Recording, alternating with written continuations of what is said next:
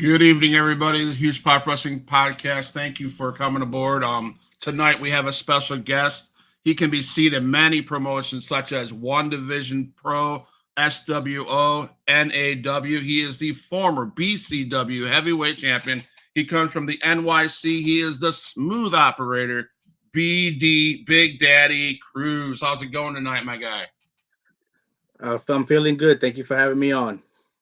Thank you for being on, man. Thank you for taking giving me the opportunity. I just threw the smooth operator in there because you said your interest in music is smooth operator, so we'll throw that in there for you. So, who were some of your favorite wrestlers growing up? Yeah, it works for me. You're freezing up.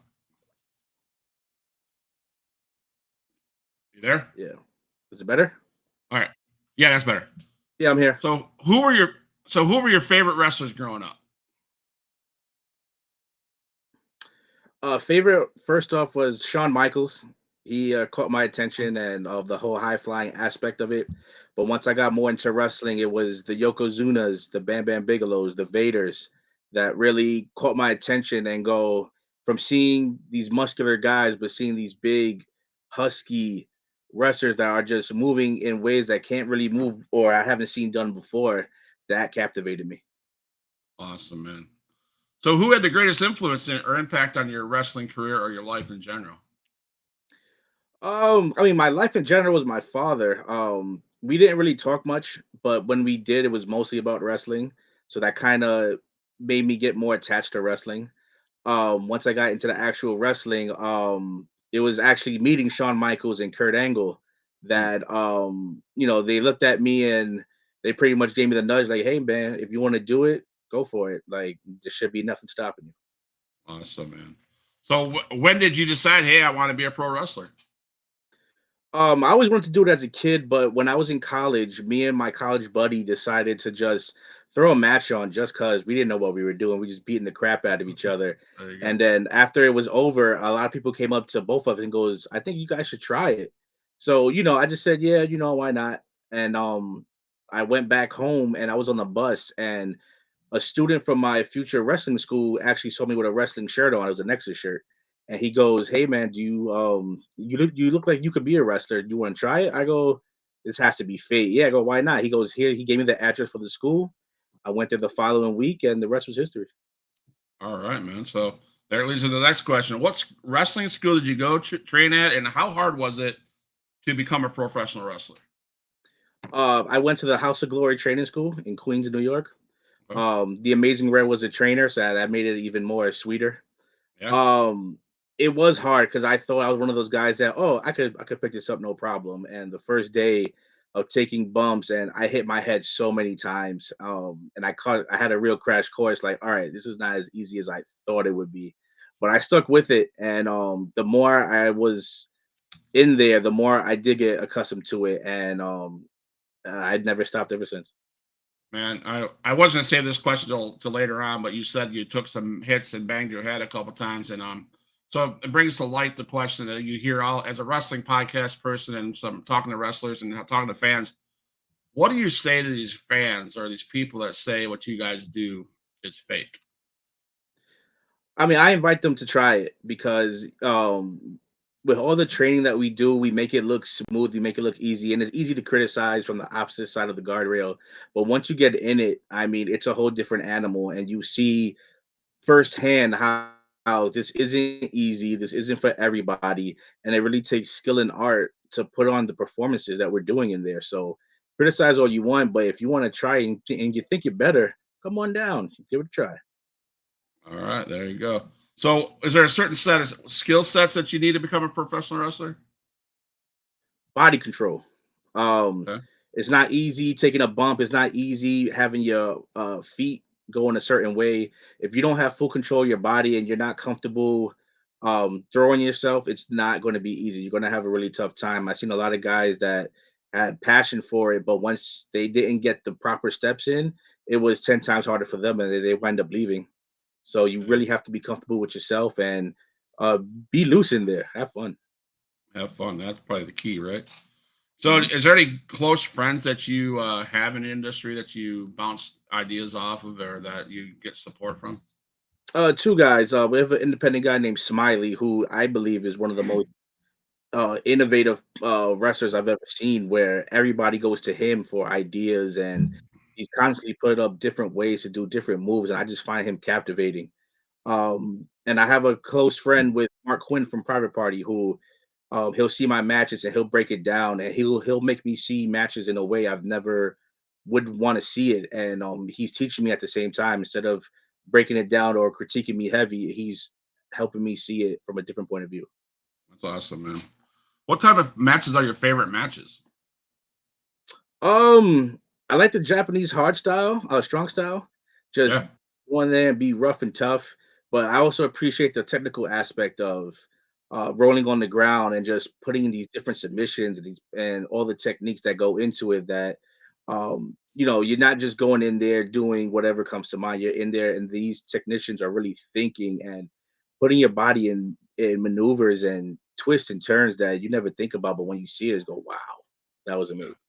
So you've been all over. You've been through several promotions, been in some dark matches, been in stuff like that. Is there anybody that you enjoyed working with the most that just feels you and that's just so comfortable and so smooth? Not really one person that stands out. I had about 3 or 4 matches that really mean a lot to me because we just went in there and tore it up. Even guys who I'm in training classes with that I see them coming up and I'm amazed by what they're doing. Nothing jumps to mind besides my match with Dark, where I was in there with Billy Gunn and it was a surreal moment. Like, oh man, I'm in here with a WWE legend. Like, uh, this has to be fate. You couldn't take me away from that moment. How good is he?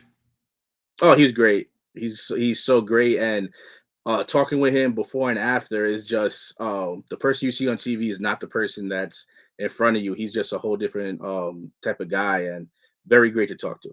Awesome, man. So are you a heel or a face? Which one do you prefer to be? I mean, most places I'm a face because my character, my interests and stuff like that.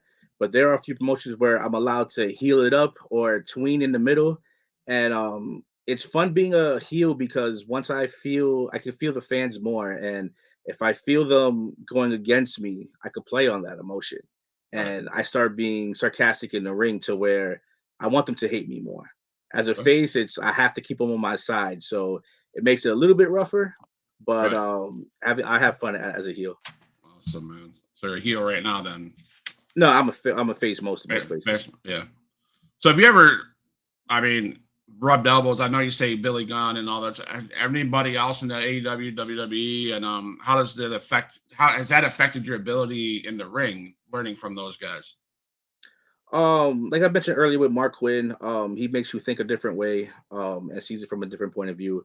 I've had conversations with Mick Foley, who he happened to be a part of the indie show I was a part of, and he saw my match and he just pulled me to the side. He said he was blown away with the things I've done, and he's never seen things in a long time for a guy my size. So and he gave me little intricate little things to do to make it just a little bit better, and those are the moments that I cherish the most, to where he can just pull me to the side and have, a legend just he didn't have to pull me to the side and talk to me, but he chose to. And it shows that all right, maybe I'm doing something right. That's awesome, man. I gotta say this: that promo video I put together at the end, there's that you backflipping off that rope, and I'm like, holy shit! So, dude, you're athletic. I can tell that. I mean, that was Uh, a heck of a move. So, I appreciate it. That was the first time I've hit it. I've done it to where I miss it or whatever, but that's the first time I actually hit it, and it felt so good to go. Yes, I you finally nailed hit it, it. man. You like nailed that. I was like, whoa, dude. And a man the size is you're about the size of me, and I'm like, holy crap. So that was pretty intense. That was pretty cool. So, let me see. So, yeah, have you ever been around the wrestling during the COVID and all this stuff, and was a pretty dead crowd. And so, is there a difference performing in front of a dead crowd compared to performance in front of 300, 200 people? For you, is the energy there? Oh, how hard is it to do that? It's different. Not having the usual amount of crowd there. That you and your opponent really have to do something to keep the pace up to get everybody involved. And I happened to wrestle when I did my AEW Dark match. It was during the COVID time, so it wasn't a lot of fans there that would usually be there. So that aspect was taken away in a bit, but to perform in front of the other wrestlers as fans there was still pretty exciting because I was able to get more eyes that I wanted to get on me to watch it. And same thing with the independents. It's hard when there's not a crowd there because of especially a global pandemic. It makes things different. It makes you think about matches differently. But now with the fans back, it goes go back to neutral and you know what to do from there. So that was on a Daly's place when you did the dark match. Yes. Cool. We had the opportunity to go there for Mark Tequila and Taco Festival this week, this year. So it's pretty cool. Never Okay. been there before. So I work with kids, and I was sitting around the table with them, and they had some questions. So we're gonna go to their questions then, and we'll jump back into the wrestling stuff. So, Okay. what would you be watching if you had the day off, and Netflix and chill? What would you be watching? Honestly, I think it's been a while since I sat down and just watched old school Looney Tune cartoons. Tune I cartoons. love the There you old go. Bugs Bunny stuff Which movie have you seen the most? the most. Ooh, The Dark Knight. Dark Knight. Which actor should play you in a movie about your life? Chris Farley. Chris Farley. There you go. That's good. What's your favorite musician or band? Um, I got really into Dave Matthews. I'm Okay. pretty shocking. Yeah, Yeah. and Okay. Dave Matthews. We just had pizza tonight. We got pizza every Thursday. So pineapple on your pizza? Yes or no? No, Oh, no. okay. What three items would you take if you were stuck on a desert island? Ooh, a baseball to throw, a TV if there was electricity, and a jump rope just to pass All right. time by. All right. What's your secret talent? Ooh, cracking my body. I can crack my ears and elbows pretty well. Ears and elbows, huh? Okay. Yeah. All right. What's your most annoying habit? Ooh, I snore a lot. Okay. If you weren't a wrestler, what would you be? Hmm, that's a hell of a question. If I wasn't a wrestler, I would probably be a psychologist. Okay. What wrestling match not involving you do you watch the most? Hmm. Probably The Rock and Steve Austin, WrestleMania 19. You study that to put into your game, or It's just the entertainment aspect of it, and those two just brawled. It wasn't really wrestling; it was just two guys just brawling, telling a great story. right? Do you have a pre-match ritual? Do you have something you do before you go out there? Is there something special? I keep to myself. Like once I have everything pretty much mapped out, I play a song or two. I play the Top Gun theme right before I go out there to get me Okay. pumped up. So now you guys in the back of the Indies and then back at the AEW Dark Show or whatever. Was there any pranksters that any just prankster wrestlers that Uh, no, not at not at AEW. That was more everybody, whoever is in a clique, they stayed with each other. Um, and the indie guys, we have a lot of guys that if you mess with them, they'll take your bag and hide it somewhere around the building. all So try right. not to get no one's bad side. Sure. What's the weirdest fan request you've ever had? Because I believe that you're probably gonna. Yeah, go ahead. Oh yeah, I've had uh very older women send me certain pictures Oh, um because of my character and whatnot and want to date me, and they're more or less twice my age, so that's always interesting. yeah, it is. So, so talking about fans, how important are fans to you with the merch table, the interactions, even during the match and after the match? How important is for you as a wrestler?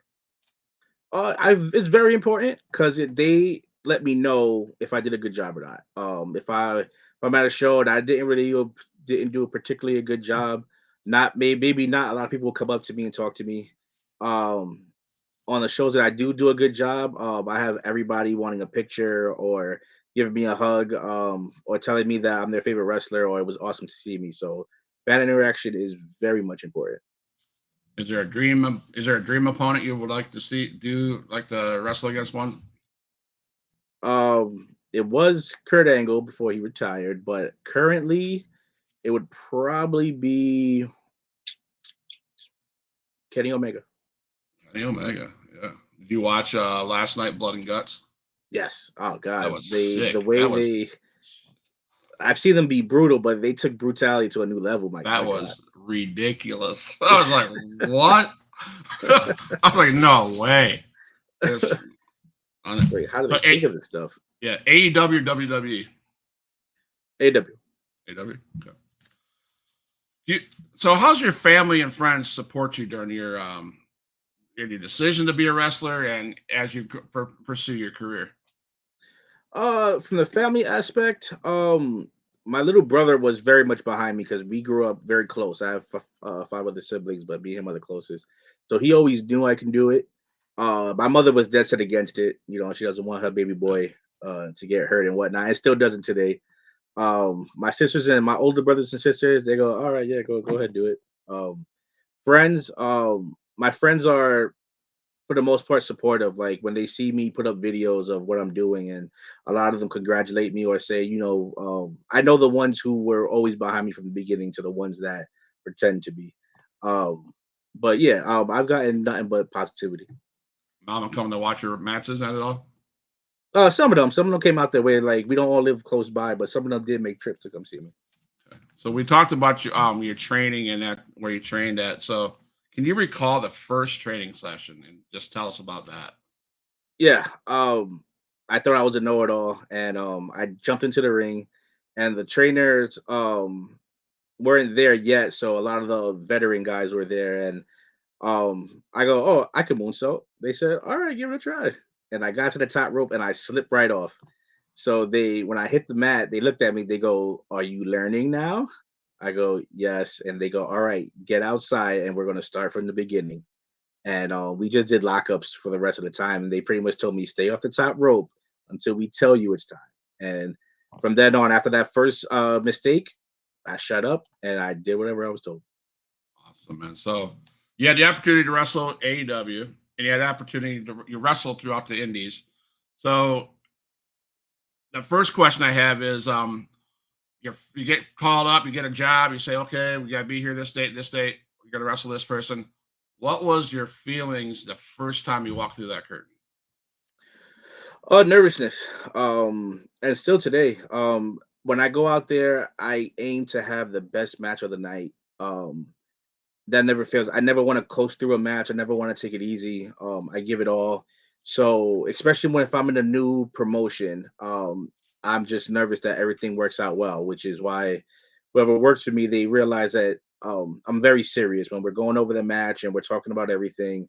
I'm very business. Once the match is over, I'm the most happy, carefree guy around. But until then, the moment I walk into the building, the most important thing is having the best match, and I have to make sure I do it, whether it's my fault or not. I put it on my own shoulders.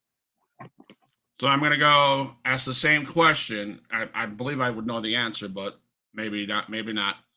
Was that nervousness the same nervousness you felt when you went up against um the gun, Mr. Gunn?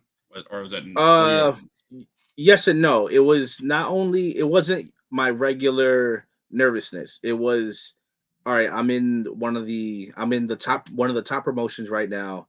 Everything is being critiqued because they don't know me. So I have to do what I'm supposed to do while making it look good. So it wasn't nervous about having the best match or anything. It was nervous that I got the point across of what I'm supposed to do and making sure that the other person on the other side believes that I'm supposed to be here. So it was a whole different nervousness. But once I got out there, it was, everything was just ready, set, go. Was Mr. Gunn happy with your performance? Oh yeah, for the most part, I did my job, what I was supposed to do. There was a spot in there because they don't realize, they don't know me all that well. And my finisher, one of my finishers is the clothesline from hell. So they was like, yeah, just throw a clothesline in there, see what happens. In my head, I'm like, okay.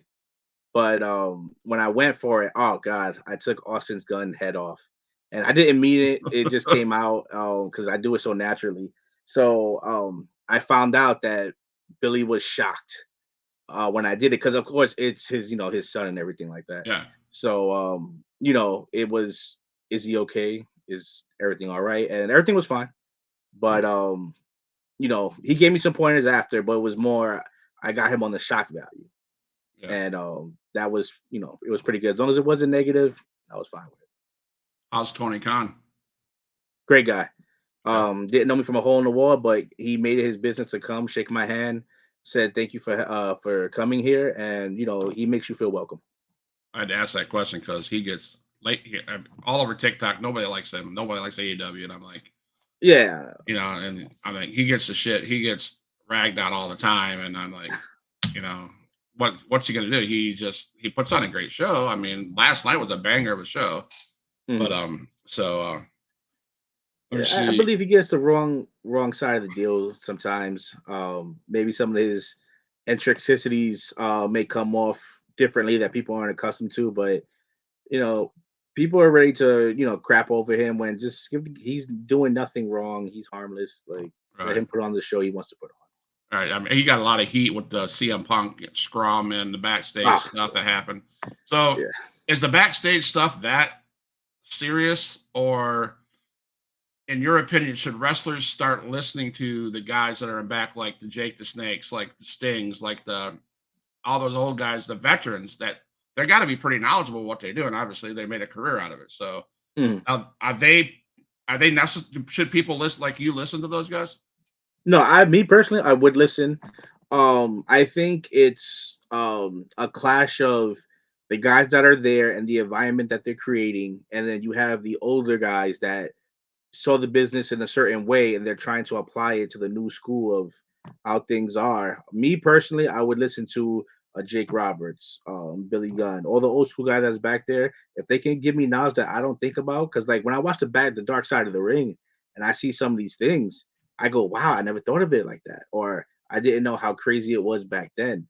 Um, so I believe it's very important listening to those guys because they can give you knowledge that you're definitely not getting nowhere else. And the combination of, if they're veteran guys there, of the younger variety, taking what they have to say. And then it's up to you to pretty much gauge, which way to follow. But absolutely, I do appreciate the older school's version of how things are and what and any improvements that they want to throw at me.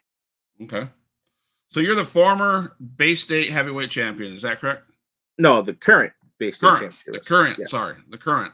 Can you talk about that title and promotion? Can you tell us about the how you got the title, how important the title is, what you're going to do with the title, and that promotion you're in? Yes, I was there from the inception of it. They decided to have a tournament to crown the first ever champion, and I went all the way through. I won the tournament clean sweep. Last match was more or less a street fight. That meant a lot to me because it was my first real table spot that I did in the match. And winning it was a lot because this is a new company that decided to put their existence on my shoulders, believing that I can carry the company in its first years going forward. So it was a tremendous honor that they chose me to be their representative. I've been having match of the night for that company ever since. It's going to be 2 years. coming up soon. We just had an anniversary show. So I'm the only one undefeated in this place. I don't see myself losing at any point. The storylines that they're coming out with and the things that they're doing is so great. I just think because it's a new company, there's a lot of ups and downs and learning experiences. But once they get everything smooth out, it's going to be the one of the best places to work out in the Boston, Massachusetts area. You have any warnings or words of advice to your next opponent? Oh, just watch my videos. You'll see. I'm 370 pounds. I fly like a cruiserweight, and I hit even harder. So, better be faster than me. You better come up with a different strategy because so far nobody has to find a way to beat me yet. Okay. So us wrestling fans just love to hear funny stories of that happens in the back or on the road. So do you have any of those funny road stories you can share? Um, one was an injury actually. I almost lost my left eye. Believe it or not. I Oh, was rolling out of the ring. My tag partner was coming into the ring. He kicked me square in the eye. dang. Um, so I'm on the outside thinking, like, did someone cut me? Like, what's going on here? So I go back into the ring, and then when I got tagged back in, my cornea was cut in half. I didn't realize it, so I was literally seeing double. I finished the match. I go to the back, and the guy who did it is trying to help me to the back, and then he puts me in the wrong room where the was supposed to be, but the doctor's somewhere else. He goes, "Don't worry, I got the doctor for you." And then I'm in this room knowing that I can only see half of whatever, and I'm sitting there for like 20 minutes, like waiting for the doctor. Like this son of a gun got me. So and I right now as I'm sweating, the sweating is getting into the eye. Oh, No. that pain I wouldn't wish on my worst enemy. Right. So I told him I was going to get him back, and I put his luggage in a different car as we were going home. So it took him another month before he got his luggage back. Nice, nice, nice. So in NAW, you were a champion there, I believe I read. Yeah, I was the heavyweight champion there. Okay, so is there any funny stories going with NAW? How you won that? How that was going on? And I wouldn't say funny. It was I was taking on the champion, and I wasn't supposed to win. Um and then it was a call at the last second of putting the title on me, and the champion didn't take it too well. okay, So as we were going out there, and it was very difficult to call the match with him because I can feel the bitterness. And then I pretty much told him like, look, we're about to go out there. We have a general idea. If you're gonna shoot, let's shoot. And you're not gonna like it, you're not gonna come out on top. Or let's work this out and figure it out. So I was unsure until the first lockup. And then I realized, all right, he's gonna play ball. So I was getting ready to shoot in the world title match to see what happens. But everything went according to plan. shoot, man, that'd be epic to see. So in a match, you have a referee, you have two wrestlers or four wrestlers up at the tag team, whatever, and you have people back in the back and stuff like that. How important is the communication that happens in the ring to make a match go successfully? Oh, extremely. The communication is not there, all hell could break out. And in this day and age, the fans know when something goes wrong. And you don't want to be that guy. And the way social media is, it can go anywhere and everywhere. And different places you can tell how the communication is, how important they treat the referee, how the referee is also a key component to everything. Um, BCW just is getting that with the communication with the wrestlers and referees and Mhm. the guys in the back, so that's good. I just finished. I actually had a debut match for Three Legacies Wrestling with Ricardo Rodriguez's school, Okay. and very much, you get the WWE mindset of how matches go and how things need to go in a certain order. And their referees was right on it, where we had a time limit, we got to hit the time, don't go over. And it was different to know that, all right, this is being taken in a different direction, that I got to go by a new set of ideas, and to see if I could hang with it. And this is coming from a guy who's been in the biggest company on the planet. So it was definitely a learning experience, and you can tell that communication is huge in this place. Awesome, man. So how was the competition in NAW? It was very good. It was a different slew of talents from. I'm usually the biggest guy in my matches, so dealing with guys who are strong like me, but on a smaller scale, and dealing with guys who are just incredibly fast and agile. It was different where I went to each match very much differently. Like, all right, I got to go at this a different way, and I got to make my match different from the last one. And it was very interesting in NAW. NAW have any worthy competitors? Um, one of my yeah, Sebastian Cage. I wanted that to be so much better match than we had because we had like a ton of things in our minds to do, but because we had to do something storyline based, it kind of took away from it.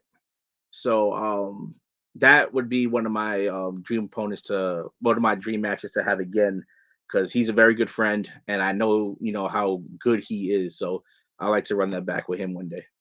Awesome, man. So, can you talk about your passion for the wrestling business and how it all started for you at the House of Glory with amazing Red as a trainer? How was that? Um, it was great because his training and at that school is a lot different from I could only assume other like New York City based training or training all around. You have to learn the basics. He drills that into your head. Gotta learn the basics. Once you do that, if he has to feel comfortable with you in the ring, if he feels comfortable with you that you can handle yourself, he'll throw you inside the ring, and then it's all right. Can you do these drills correctly? Not just not just doing it, to just to do it, but do it with a little sizzle. Make sure it's visually good as well as technically good. Um, and once you get comfortable in there, and once he feels you're comfortable in there, he kicks it up a little bit more and a little bit more. So, and then he loves like the way he sees the business, and he wants to make sure. So when he talks to you, he talks to you, and it's all about taking everything he's saying and just applying it. But compared to from other stories I hear from other places, I lucked out, and it was very fun to be there. And he makes it more fun to be there. Okay. House of Glory, that's over in Queens, right? New York. Yes. Mhm. Okay. Are there a lot of big wrestling opportunities over in NYC?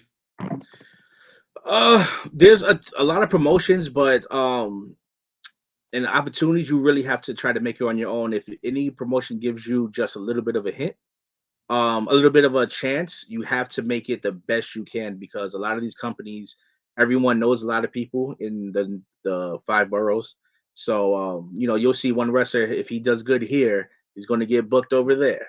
So any opportunities you get in New York, you have to make it the best you can to get people talking because that's the only way you're going to keep getting booked in all these different places because they pretty much use a lot of the same people left and right Favorite male wrestler of all time? of all time. Shawn Michaels. Favorite current male wrestler? Ooh, um, probably Kenny Omega. Favorite female of all time? Ooh, gotta go China. Yeah. Yeah. Okay. How about current? Karen. Becky Lynch. Becky Lynch. Yeah. Okay. Are you an MJF fan? Extremely. Okay. All right. And then I've known him before he made it, and to see the Really? way he is now, awesome. Like he was always the character that you see, but now he's just turned all the way up. So he was the same MJF in the Indies that he is now, but a little bit higher, a little bit turned Yeah, up. yeah. Like he's always been that jerk that you want to punch, but when you because I've been in locker rooms with him and stuff like that, so I've seen him the way he's progressed, and to see him now is like if you knew him, you're not shocked of where he is. Okay. Now is he like that?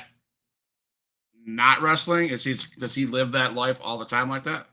I mean, we haven't hung out, but from what I've seen, if he's cool with you, then you'll see another side of him. But if any opportunity or if he's in a surrounding that he's not 100% comfortable with, he's MJF. All right, cool. Mount Rushmore. Ah, oof. Uh, Dusty, Sting, Mm-hmm. Sean and and Macho Man. Sting's my favorite, so he's my top wrestler. Die to meet him. I've got 2 Funko Pops autograph from him, but I send them in and get them autographed. So I can't wait to meet him. So. I met him. Did Good you? guy. Yeah, man. So, what can you tell us about your? I would say your best friends. Are they part? Is it private party? Yeah, Mark. Yeah, both of them are. Mark Quinn's my best friend. Isaiah's very close friend, but and we train at House of Glory together. So we have a quite about a years with each other. So, is there some stories you can tell us about being their bouncer? It was different. It started off as a favor because they wanted to try something new, a part of their entrance where the bouncer would open the velvet rope and let them in, and they just said, "Hey, Cruz, you want to do it?" I go, "Okay," and I jumped in the car with them, and a few places, we did it. Um, it was a lot of trial and error at first because I would open the velvet rope, but then part of the the rope broke, so we would try to fix it somehow. It was always a disaster. Then I would carry around a serving tray with shots in it. So everyone thought it was alcohol, but it was really Gatorade. But then the cup spilled one time and it destroyed a ring, so I got yelled at. So yeah, and we went from shot glasses to the big shot glasses that don't tip over. So it was a lot of trial and error with them. But it was always fun to work with them and to see them call a match. It's so different and so weird. Like they can start calling a match, they'll walk away for 20 minutes, come back and start calling it again. And I'm like, what are you doing? But it got me into a few places where I was able to have my own singles matches with them. So being with them was fun. I already knew that if they ever got the call, it was about them. It wasn't about me. I was just happy to add to their entrances and add to their matches, and it was a fun time with both of them. Do you still talk to those guys? Yeah, I talk to Mark every other day, and Isaiah on special occasions will reach out, or if we see something that we like on social media, we'll just send it to each other. So we talked about AEW, your dark match, and I know you said that you think that AEW is the hottest brand today. Have you got any good advice or different names in the business from anybody over there? Do you keep on getting good advice or? For myself personally, Yeah. uh, just to me as a personal thing, just to get in better shape. Like it's impressive what I do with my size, but it's always get in better shape because you know, the being the big guys is cool and all, but after a certain amount of time, slim down and to look better and feel better. So I always got that. Like, don't drop a tremendous amount of weight because I get compared to John Cronus from the Eliminators, how he was a big guy in ECW, but then when he lost all that weight, he wasn't the same wrestler. So I always feared of if I ever lost too much, would I fall into that category? So, but besides that, always stand out. Always find a way to stand out. You can never go wrong by standing out. And if someone could pick out one thing from a match to remember you, then you did your job. Awesome, awesome. So, any cool interactions with the guys that made the bigs, like the WWE guys and AEW guys, other than the Billy Gunn? And but is there anybody other cool ones like that? Let me see. I met Elijah Burke, who thought I was Samoan, and I kind of just ran with it because I'm a big guy. So he was like, "You must be Samoan." So I'm like, "Yeah, I'm Samoan. Why not?" And so we Oh, joked about how my character would be for a Samoan character. In my head, I'm like, "All right, I'll just tweak it because I'm Puerto Rican." Um, so that was pretty fun. I hung out with Sammy Guevara. I shot for his vlog 2 different times, and that was both interactions were fun. And then I became Fat Batman because of his second vlog for a little bit. all That was right. pretty funny. Other than that, spoke to Ricky Starks. He liked me and he actually put me over for about 5 seconds on my dark match, and that was cool. It was yeah, those are the ones that stand out in my head. How about Andy Indies? Any people stand out in the indies that you? Um, off the top of my head, a guy named Darius Carter. We would speak every so often when we're in the same show, and we'll talk. We'll shoot the shit. So he's always cool to talk to, and he always and we're interested of what the other one's doing. Um, Other than that, trying to think off the top of my head. And, working with a guy named TJ Marconi makes you think differently. A guy who's 6 foot and change and who's a giant, but he makes sure everybody gets their own little, take on matches and stuff like that. And he was the first one to show me that, if you're the ring general, you can control a match of multi-man people. And it was always cool to work with him also. Awesome. So can you walk us through the biggest match of your life? Um, well, excluding the AW one, probably me winning the BCW title. Again, it was more of a badge of honor for a new company to put their straps on my shoulders, and me carrying the company has been almost 2 years now. So going into that match, I knew I had to put on the best match possible. I had to get everybody talking. Everyone had to know my name by the time that show ended. So it was a lot of tremendous pressure, but I think I actually accomplished the goal. Do you ever say, "Man, I can't do this anymore," or do you? Is this No, it? I haven't hit that point yet. Usually the next day I'm sore, banged up, and especially if I have to go to work the following day, it's like, ugh, I hate my life. Even with the injuries, I love it. I'm not gonna. It'll be a while before I stop. Okay. One Division Pro. Tell us about that. A new company, also in the New York City area, and I recently became their Imperial World Champion. Okay. Um, this is a company that does things differently. They have a select set of rules where it's only singles matches. Um, Usually it's about 5, 6 matches to a card. Also very much structured based to where we have a time limit. You have this is what's going to happen. You got to hit it. If you don't, the consequences. Um, and For them, it was different. I came in as a battle royal tryout, and they liked what I saw in that battle royal, and I just kept going and going, and then I finally won the the title, and it was great. It was something that I was chasing since I started there. I got it, and now I have we have a show this Saturday where I'm defending the Imperial World Title against a former champion. So this is going to be a dogfight on Saturday. You have any words for that guy? Oh, he's seen my stuff, so he better duck because once I throw that lariat, it's over. It's over. Okay, Yeah. it's all right. There you go. So in the Indies, I don't know if it's the same way as in the AEW, WWE, but I doubt it. So in the Indies, I hear a lot of guys like yourself mention that they get there 3 or 4 hours before the event. They help set up the ring. They stay long, help take down the ring, and all this stuff. How important is that as a wrestler to do that, or is it something that people do that to get their foot in the door? Can you walk us through that? Yeah, it's a combination of both. If you're not on the show, if you have the opportunity to get there early and help set up, you're showing the promoter that you're willing to put in the work to get an opportunity to wrestle for his company and whatnot.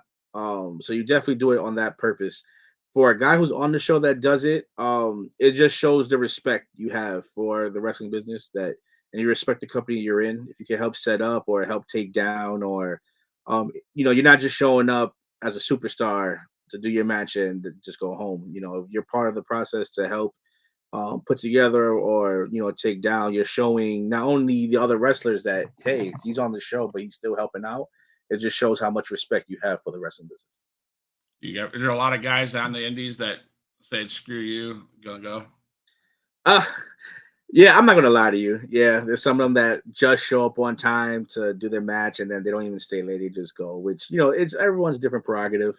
I'm not going to say everyone does the right thing, but I mean, more or less, you know what company you want to do that for or what not to do. But yeah, it's not required, but you're just showing people the type of person you are. Well, I heard something about a week ago that I was like, man, I'm not gonna get into that. I don't need you to expose it, but you guys go through hell on earth in these indie matches. I mean, I have never been to an indie match until last year, February, when I went to a brand down here in the Panhandle called XIW Extreme Impact Wrestling, ran by Adrian Whisper. Okay. And they had AIWF champion Jackson Slade and stuff like that. And the first time I went to an indie show, they beat the piss out of each other, and it was, I mean, it hurt. It had to hurt the way it was bad. And what I'm going at is, then I heard last week you guys don't make that much money, and you guys still put your bodies through hell. Where do you get that boost of energy to say, you know what, it might only be $100, but I'm going to go do it? Or is it just because you love the sport? Yeah, another combination of both. If you love it, um, the money doesn't have a factor in it to a degree.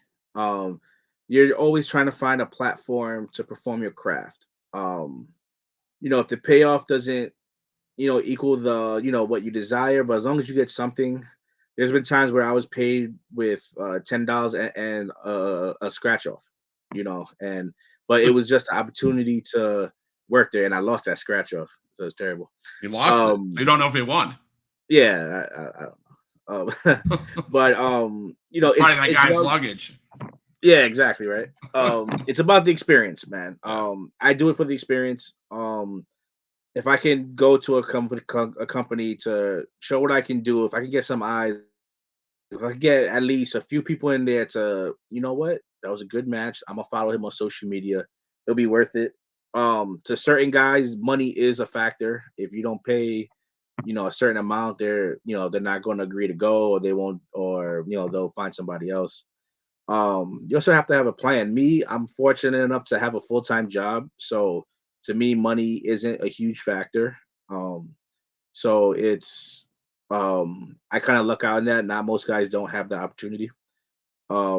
But yeah, some guys do it for the love of the business and go, you know what? Like, I put myself through hell. I've done front flips to the outside on concrete and stuff like that just to make the fans, go crazy and nuts. And I'm hurting, but I think, if someone leaves that place thinking about me, I did it, it was worth it. Other guys just go about it differently.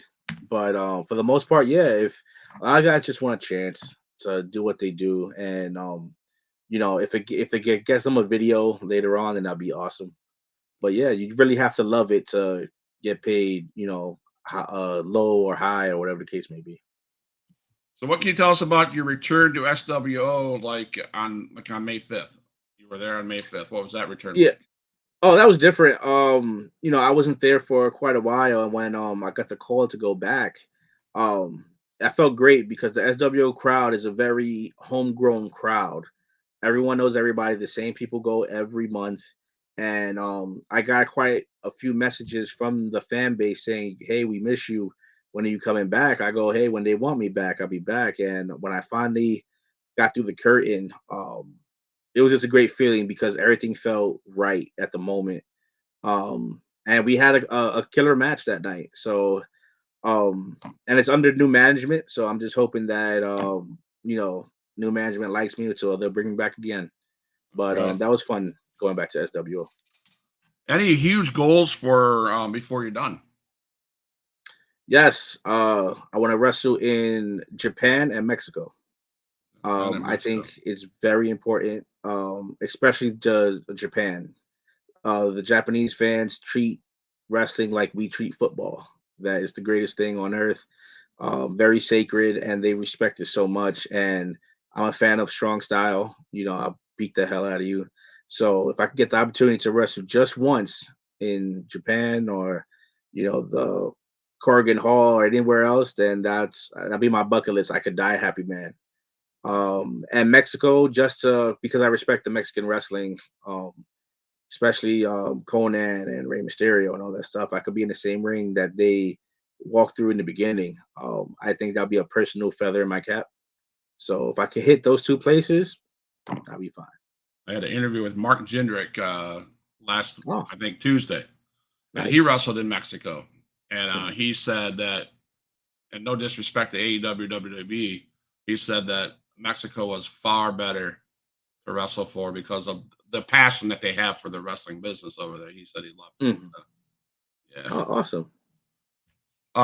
So place would be New Japan and Mexico, huh? That'd be great. Yep. So the floor is yours, my guy. It has been a pleasure talking to you for the last 50 minutes. If you have anything you could need to say to your upcoming promotions, anything you need to say to the guys you're going against, or even tell the fans what you need to tell them, here you go. Go ahead. I'm the new age Bam Bam Bigelow Vader. I'm here to do the shock and awe. I'm here to show the world that a 300 plus guy can fly. I'm here to entertain. I care about you fans. I'll put myself through hell to do that. So if you have the chance to see me or follow me on social media, Big Daddy Cruz 00 or BD Cruz 00 on Twitter, follow me and you will not be disappointed. I have a few things coming up. I tend to do more traveling for the rest of the year. I'm trying to go to different states, different areas, just to spread the word of the Love Doctor, the Love Bear, and the Smooth Operator. So I'm a double champion right now. I want to add more titles to my range, and you just got a taste of what I can do. There's a whole lot more to come from me. You acknowledge the tribal chief before we leave? I do. You do. I do. Prediction. Tell me a prediction. You think Jimmy's going to turn on Jay? Do you think Jay's going to beat Roman? No. Do you think? Well, go ahead. I'm pulling for Jay. I want Jay to win in my heart, but I think deep down, the tribal chief is going to shut him down, and Jimmy's not going to be a factor at it. It's Jay or nothing. But honestly, I think tribal chief is going to pull it out in this one. So it's about whoever's after Jay. Who's going to beat? Who's going to dethrone him? Anybody in the family? Honestly, it has to be The Rock if anybody's going to dethrone him. I mean, I know everybody wants Cody to finish the story, but since Cody didn't do it at WrestleMania, the fact that if you're going to think about making us wait a year for that, I think it takes away from the sizzle. At this point, The Rock has to show up. When, where, I don't know. Hopefully WrestleMania, but it'll be a major miss if The Rock doesn't show up to dethrone Roman Reigns. Not to discredit you, and this is your interview, but I agree with you, Cody Rhodes. That should have been done at WrestleMania. I believe WWE dropped the ball and got him involved in stupid other storylines like Brock Lesnar and Sami Zayn and KO, and that was dumb. And I just lost. And I like Cody Rhodes is great, but WWE dropped the ball on that. Oh, yeah. I mean, So last question is, who's your favorite promoter? Favorite promoter right now, it has to be BCW. Eric Rosa is my favorite promoter. He takes care of me, I take care of him. I'm his champion. Every promoter is great, don't get me wrong, but he's the one that took special interest in me. One more. It's a TikTok question. You ever watch TikTok? I do watch TikTok. So you got this. This is the $1 million question. Who is the greatest WCW champion ever? Sting. David Arquette. Well,